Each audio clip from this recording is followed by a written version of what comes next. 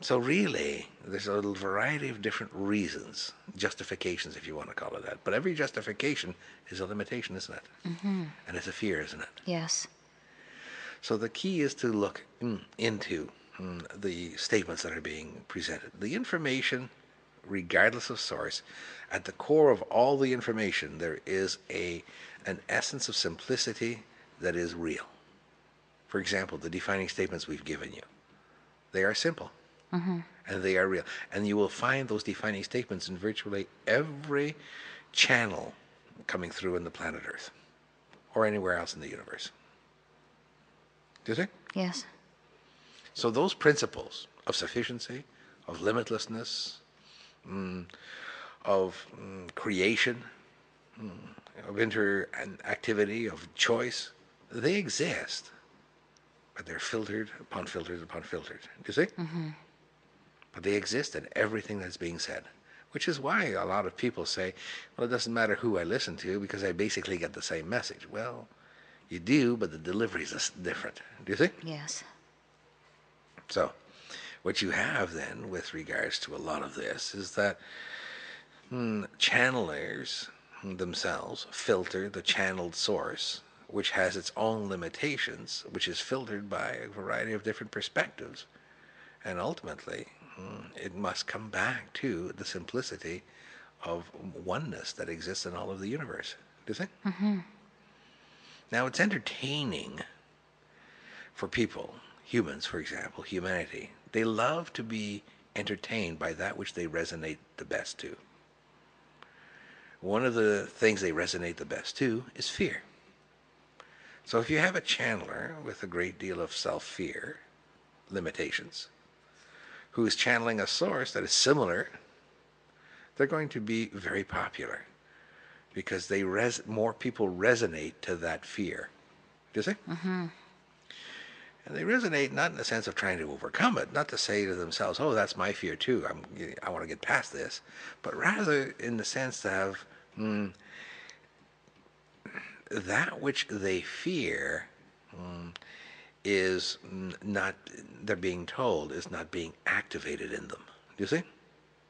So in other words, they can fear it, but they don't have to react to it.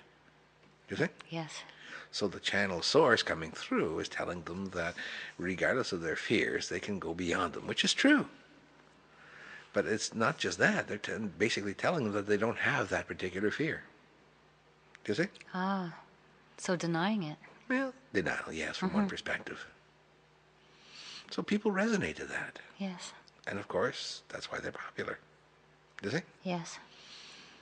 But the difficulty with that is that then you simply create an illusion of expansion and growth rather than a reality. And the resultant is you have a society, a humanity that sees itself growing, and it is from one perspective, but at a pace very different than that which it perceives itself growing at. Do you see? Mm-hmm. The reality is it's not growing very much. Do you see? Yes. Which, of course, is the difficulty here, isn't it? Yes. For example, you don't want to be told that all of your efforts have barely moved you. Do you see? Yeah, exactly. So if you were to come to study to it with a channel source, you want to be told that everything that you're doing is amazing, it's wonderful, and you are such a brilliant individual, and you're so fantastic, and you're so exciting, and you're so wonderful, and you're so limitless, and all you have to do is go out there and do it. And of course, if you didn't do it, well, that's okay because you just didn't do it. Do you see? Mm-hmm. Nothing wrong with that. Mm-hmm. In fact, we do that oftentimes to individuals. But then we add a little something to it as well, don't we? Yes, for sure. What do we add that's different? You add the you take away the illusion and add the reality of the person, or for that. How do we do that? How does an individual who comes, how would they, who would come to other channels, would come to us? What would they get from us that would be different? They would get the reality of who they are. Hmm. Instead of saying, "Oh, this is all about love. It's all you're so amazing, and don't worry about that fear." You wonders actually help the person see the fear and help them move beyond that fear. But not just that. We do that. Mm-hmm. But we also say to them one thing that none of the others will say. And that's that they can choose freely. Yes. And that the power of choice is theirs to get to have. Yes.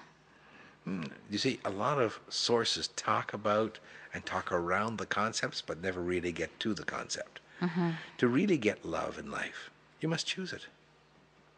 It's not going to come because somebody else says it's there. It doesn't exist around you and you just happen to be immersed in it and one day you'll wake up to that immersion. You must choose to recognize that it's there. You see? Yes. That's the thing, that's the message that we've been saying to humanity now for a long time, and it's being forgotten and missed. It's that choice thing, you know the one, Mm-hmm. that if you choose, anything is possible. If you choose, all is probable. And if you choose, you truly are the limitless being that you really are. Do you see? Yes.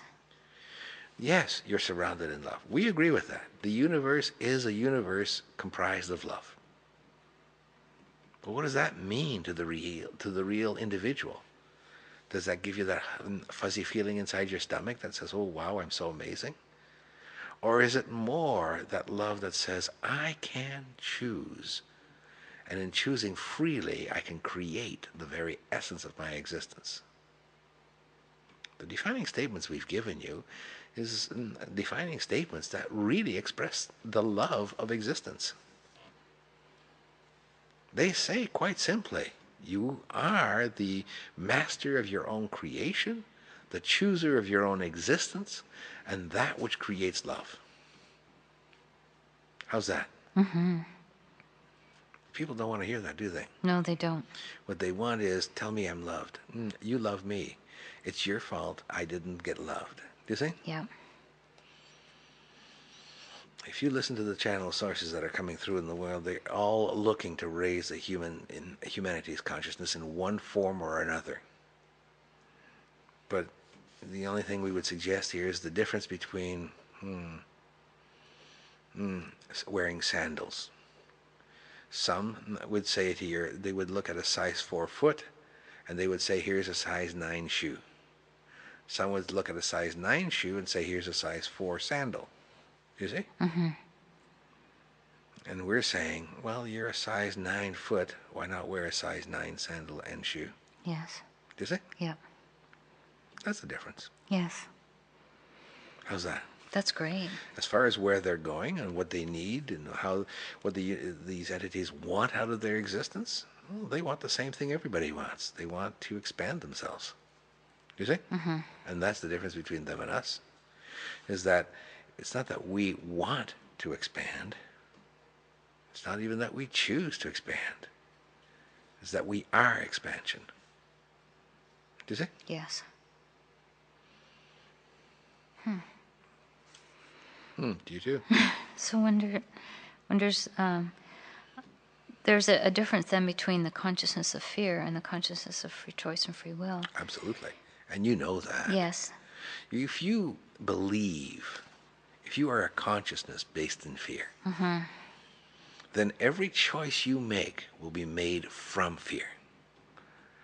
The alternative, for example, take a look at humanity. Humanity is being encouraged to love rather than fear. Why? Because they fear fear. Do you see? So they push towards love. Right? Right. If you don't love, what have you got left? If you don't love, you've only got fear. So even though you would look at it on the surface and say, well, they're espousing the consciousness of love, the channel sources, are they really? Or are they just packaging the consciousness of fear in a different form?